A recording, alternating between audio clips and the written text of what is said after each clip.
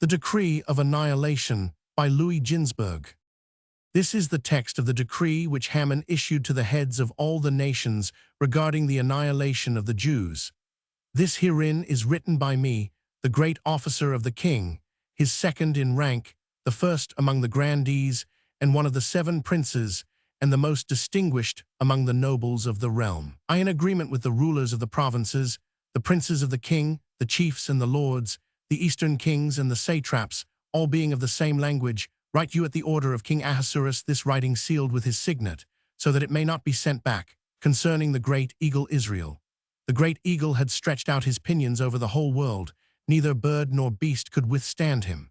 But there came the great lion Nebuchadnezzar, and dealt the great eagle a stinging blow. His pinions snapped, his feathers were plucked out, and his feet were hacked off. The whole world has enjoyed rest, cheer, and tranquility since the moment the eagle was chased from his eyrie until this day. Now we notice that he is using all efforts to secure wings. He is permitting his feathers to grow with the intention of covering us and the whole world, as he did unto our forefathers. At the instance of King Ahasuerus, all the magnates of the king of Media and Persia are assembled, and we are writing you our joint advice, as follows: set snares for the eagle, and capture him before he renews his strength and soars back to his eyrie. We advise you to tear out his plumage, break his wings, give his flesh to the fowl of heaven, split the eggs lying in his nest, and crush his young, so that his memorial may vanish from the world. Our counsel is not like unto Pharaoh's. He sought to destroy only the men of Israel, to the women he did no harm. It is not like unto the plan of Esau, who wanted to slay his brother Jacob and keep his children as slaves. It is not like unto the tactics of Amalek, who pursued Israel and smote the hindmost and feeble, but left the strong unscathed. It is not like unto the policy of Nebuchadnezzar, who carried them away into exile and settled them near his own throne. And it is not like unto the way of Sennacherib, who assigned a land unto the Jews as fair as their own had been. We, recognizing clearly what the situation is, have resolved to slay the Jews, annihilate them, young and old, so that their name and their memorial may be no more, and their posterity may be cut off forever. 114. The edict issued by Ahasuerus against the Jews ran thus: to all the peoples, nations, and races, peace be with you. This is to acquaint you that one came to us who is not of our nation and of our land, an Amalekite, the son of great ancestors, and his name is Haman. He made a trifling request of me, saying, among us there dwells a people, the most despicable of all, who are a stumbling block in every time. They are exceeding presumptuous, and they know our weakness and our shortcomings. They curse the king in these words, which are constantly in their mouths. God is the king of the world forever and ever. He will make the heathen to perish out of his land. He will execute vengeance and punishments upon the peoples. From the beginning of all time, they have been ungrateful, as witness their behavior toward Pharaoh. With kindness he received them, their wives, and their children at the time of a famine. He gave up to them the best of his land. He provided them with food and all they needed. Then Pharaoh desired to build a palace, and he requested the Jews to do it for him.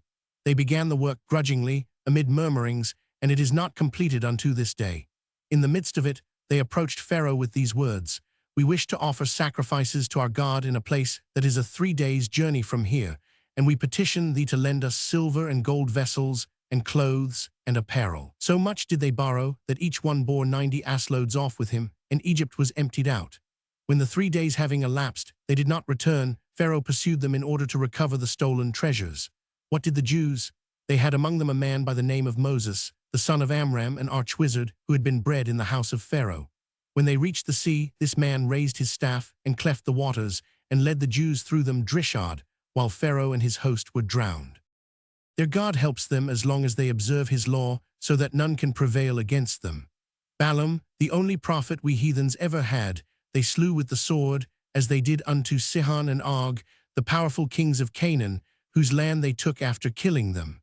Likewise they brought ruin upon Amalek, the great and glorious ruler they, and Saul their king, and Samuel their prophet. Later they had an unmerciful king, David by name, who smote the Philistines, the Ammonites, and the Moabites, and not one of them could discomfit him.